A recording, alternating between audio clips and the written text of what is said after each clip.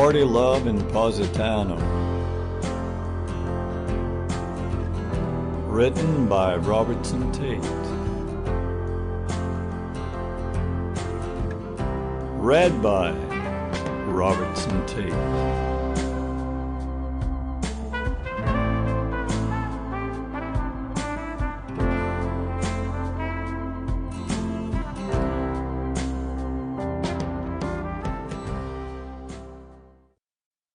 Chapter 1. Wrong Side of 40.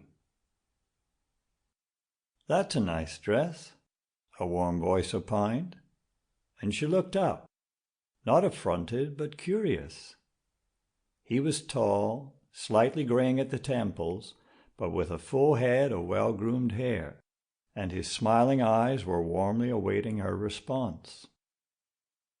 Hazel drew in her breath, trying to compose something appropriate, when all the time she knew, inwardly, that she was flattered and privately welcomed the compliment.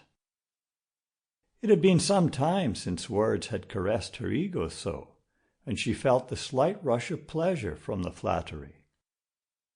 After 40, she surmised, they would come less often, and certainly with less and less conviction. "Thank you. Can I help you find something?"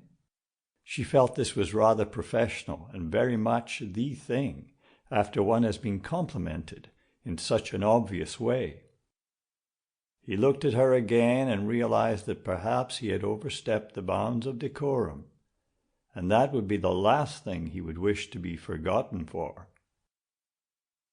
"Excuse me, I suppose nowadays one is not supposed to comment on such a pretty dress.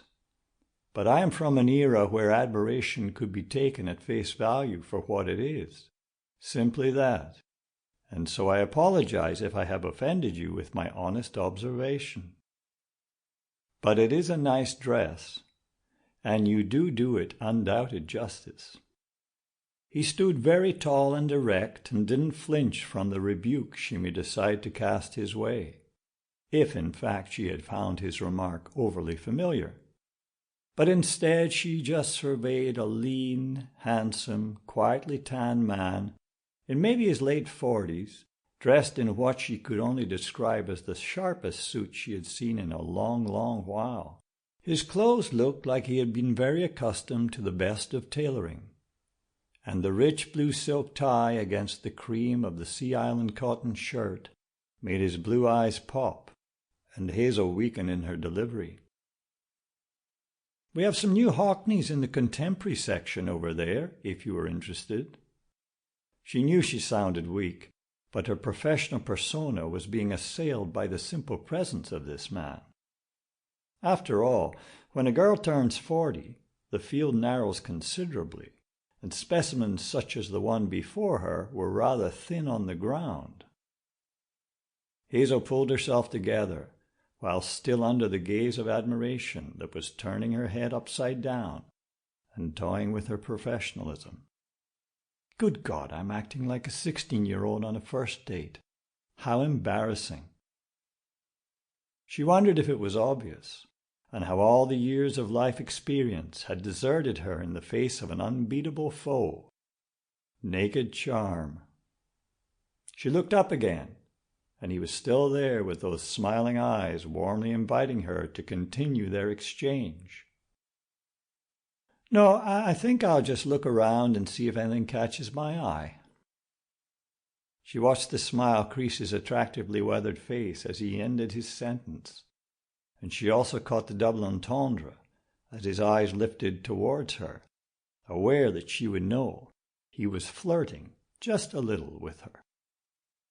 She looked down away from his gaze in an effort to avoid betraying her pleasure in his attention, and then she looked up again, and he was gone, probably mixing with the small milieu of clients further inside the gallery. "Damn," she thought, and reflected on how cruel life can be for any single lady reaching that 5th decade zone, having moved past her late 30s, and with the ease of her 20s regretfully disappearing quickly. Sample complete. Ready to continue?